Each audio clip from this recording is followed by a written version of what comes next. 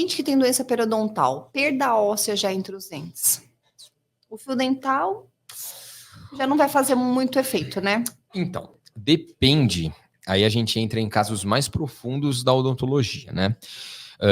Depende do biotipo da gengiva desse paciente. Tem alguns pacientes que têm gengiva bem espessa. Esses pacientes, eles têm um nível de retração gengival muito menor do que quem tem uma gengiva bem fininha. Normalmente, pacientes que têm a gengiva fininha, o osso desceu, ele já acompanha. Aí forma o que a gente chama de black space, que é quando o dentinho se encontra na frente, mas lá no final dele, no pezinho dele, tem aquele espaço que não tem nada ali, né? Que a gente só acumula alimento. Para esses casos, a gente já pode entrar com uma escova interdental, que é aquela fininha que a gente passa assim entre os dentes, né? Mas somente para esses casos. Por quê? Quando um paciente usa uma escova interdental sem a necessidade, ele causa o quê? Black space. Exato. Ele causa a retração dessa gengiva, né? O corpo ele é muito inteligente. Se ele sente que ele está sendo traumatizado por qualquer coisa, bactéria, cárie, ele vai se manifestar se você não tratar. Uma forma da gengiva se manifestar é ela ir embora. Ela sai de lá, tá me machucando, eu vou embora. Então, isso é um tabu, para falar a verdade, né? Porque a gente tem o fio dental, a fita dental, né? O palito, né? Que não é muito indicado. Daqui a pouco vai aparecer ele aqui. Exato. Né? E também temos a escova a interdental, a escova interdental, né? Mas aí, pessoal, seria muito bacana a ajuda de um profissional para ele ver muito direitinho você e classificar qual que é o melhor para o seu caso. Ju, o que mais? Então, assim, tem o espaço entre os dentes. Eu tenho localizado, eu vou falar de mim. Eu venho de ortodontia, de 2 ortodontias, 3, né? Aliás, porque agora eu fiz o alinhador aqui com o Dr. José de novo, terceira ortodontia, ainda bem que agora consertou, que precisava consertar.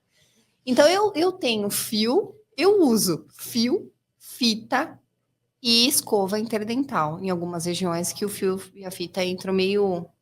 O parâmetro para trocar... Como é que eu vou saber? Não vou no dentista, eu quero trocar hoje. Se você entrou com o fio ou com a fita, ele entrou e está perdido ali, não encosta em nenhuma região entre os dentes, troca por alguma coisa mais espessa, mais grossa, porque não está limpando. Você entra com ele ali naquela região, não é só para tirar carne que você comeu. Se fosse assim, os vegetarianos não precisariam usar o dental, né? Então, você entrou, me incluo na piada. Você entrou e tá solto, você troca por alguma coisa mais larga, dobra o fio. Se usa a fita dobrada, vai para a escova interdental. Exato. Mas ainda assim, às vezes a gente tem que fazer uma higiene quase que híbrida, né? Utilizar 2, 3 coisas. Tem um outro recurso que eu adoro, que o pessoal acha que eu sou representante, que é o quê? O irrigador intraoral. O irrigador intraoral. Como é que é o Waterpik, né, Ju? Então, para quem tem a perda de dente, para quem usa implante, a gente pode utilizar esse irrigador oral. O que é isso, Ju? O irrigador é um conjunto de um jato forte, de uma solução, pode ser água, pode ser enxaguante bucal, com ar. Então, ele é um jato mesmo forte que vai ali limpar mesmo, vai tirar aquela sujeira pela força do jato que está ali. Muito interessante os pacientes de implante, que a gengiva... O Dr. Lucas pode falar um pouquinho melhor, fica um espaço um pouco maior do que comparado ao dente. E em pacientes que possuem prótese fixa também, a gente pode higienizar com o jato, com o irrigador.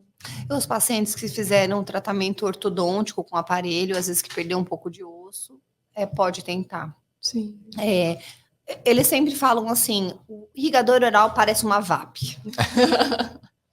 Mas a analogia é muito parecida, claro que não com tanta pressão de uma VAP, mas a ideia é que você leve o alimento que está parado na parte ali no centro, de uma região para outra, né?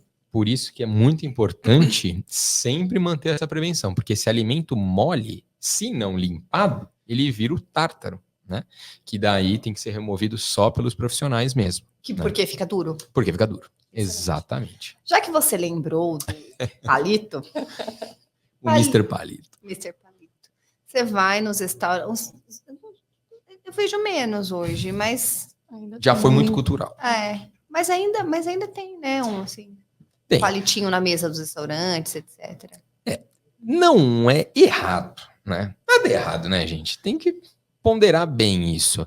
A questão é que a gente alerta é porque, normalmente, o paciente ele não consegue calibrar aonde ele vai colocar o palito, a força, como ele vai fazer isso, né? Então, por isso que a gente indica o não uso. Porque se a gente colocar em uma balança, pela nossa experiência, pela nossa vivência, a gente percebe que os pacientes que tendem essa mania de usar o palito, eles acabam se prejudicando. Então, a gente realmente tenta trabalhar com outros tipos de artefatos, né? Sem contar que ele pode machucar a gengiva e ter uma consequência também, né, João? Uma retração.